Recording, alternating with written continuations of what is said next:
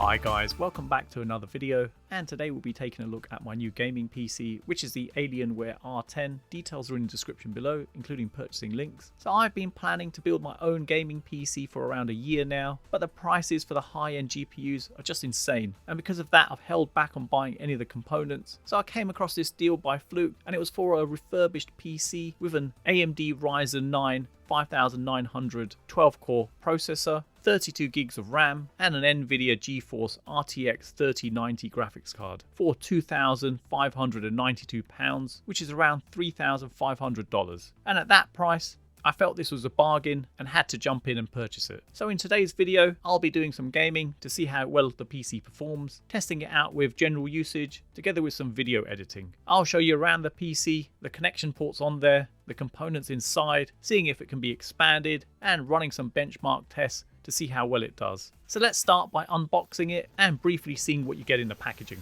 But before I begin, if you're new to the channel, hope you can support me by subscribing and hitting the bell icon to get notified of my next release. And drop me a comment, let me know what you think of this PC and if it was worth me buying it. In the packaging, you get a cheap membrane keyboard and a cheap mouse, some instructions, and a kettle power cord together with the PC. Let's peel off the plastic.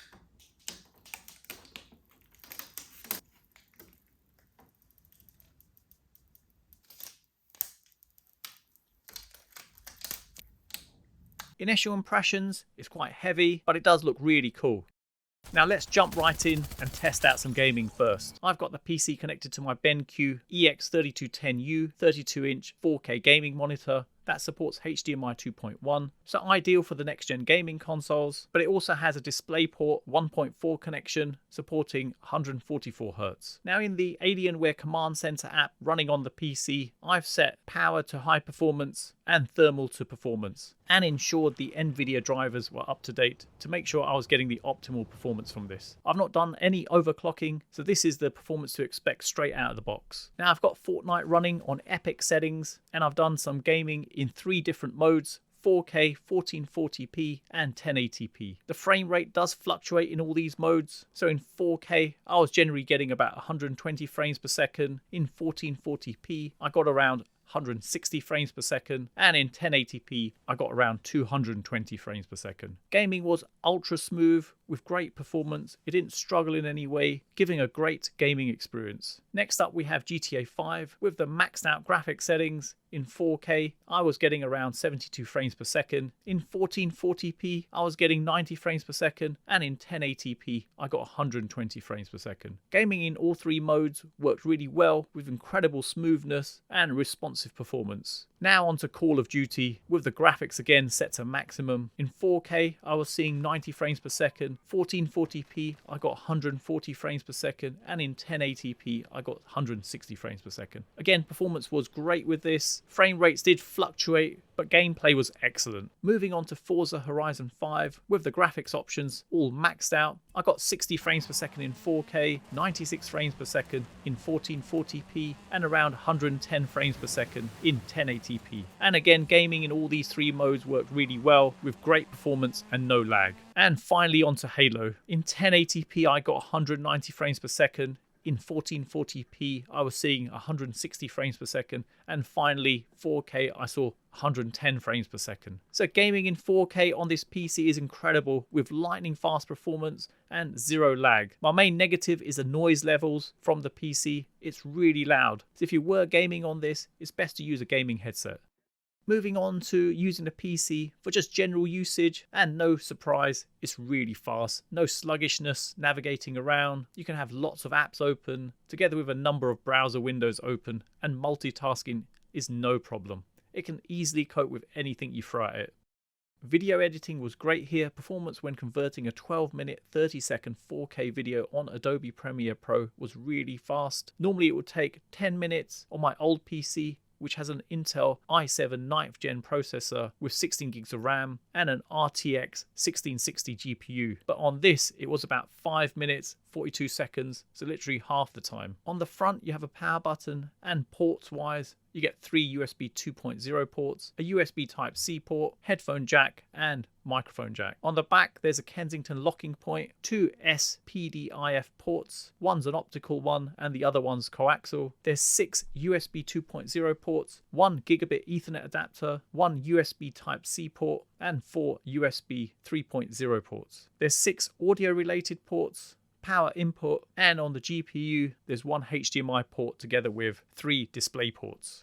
Opening up the case to show you inside, you just remove this screw, pull on the lever and remove the side panel. Then if I lift these 2 levers, it releases the arm holding the power supply. First thing to note is that there's dust in here. As this is a refurbished PC, I would have thought they'd give it a good clean before selling, but that's not really a big deal. Looking over here, you have the AMD Ryzen 9 5900 12-core processor, which is underneath the cooler. Processor is water cooled. GPU is the NVIDIA GeForce RTX 3090, and below that you can see there's only 1 free port. But you wouldn't want to use this, as if you plugged in a card, you'll block the fan on the GPU. Now removing the GPU, you can see the other slots revealed. For the memory, there's 4 slots, and 2 are occupied, with each one containing 16 gigs of RAM, and the speed on each of these cards is 3400 MHz, giving a total of 32 gigabytes. You can expand this up to 128 gigabytes. Storage wise, there's one 1TB M.2 SSD. There's a wireless module supporting dual band 2.4 GHz and 5 GHz Wi-Fi, and you have Bluetooth 4.2 support. You have 3 hard disk bays and 2 have cables going to them, so you could potentially add 2 additional hard disks.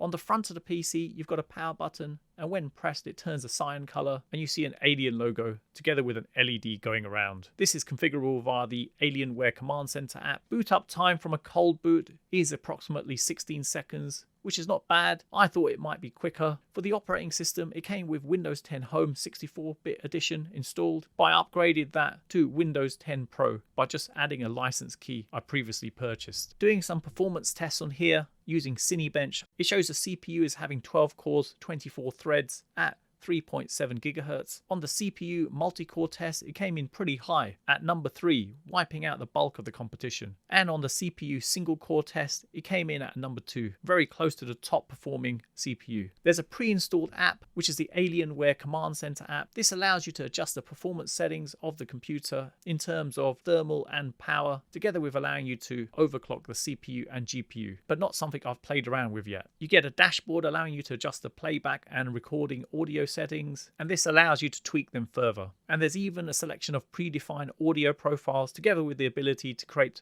your own. From this app, you can also change the RGB colors on the case, so there's different zones and you can select different colors for these. And this allows you to even turn off those RGB colors too.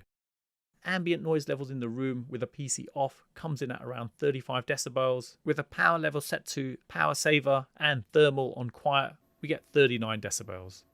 Moving power and thermal to balanced, you get 42 decibels. And going to maximum, where power is high performance and thermal is set to performance, we do some gaming, and this pushes noise levels to 54 decibels, which is pretty loud. Have a listen to this. So in summary, I'm blown away by this PC. I was initially planning over the past year to build a gaming PC myself, but getting the graphics card alone was over £2,000 in the UK, plus all the other components I would have had to buy in addition, and my time in building it. So when I saw this deal, for me it was no brainer. The only immediate upgrade I'm going to be doing soon is to install an additional hard disk, and for my usage this is the perfect all-round PC with lightning fast performance for gaming, video editing and general usage. Negatives wise, the noise levels are pretty loud from this when gaming, like an aeroplane taking off. It's crazy, it doesn't calm down. But that's obviously because the hardware is being pushed to its limits, so best again with a gaming headset. So you've come to the end of another video, and I hope it's helped anyone thinking of purchasing a refurbished Alienware gaming PC. I'll include links in the description below. And for those of you who've got to the end of this video, please leave a comment with the words gaming PC, as it's nice to see who got to the end of my videos, and hopefully you guys enjoyed it. You can follow me on Instagram, TikTok, Facebook and Twitter, and if you're new to the channel, hope you can support me by subscribing and hitting the bell icon to be notified of my next release. Thanks for viewing and see you in the next one.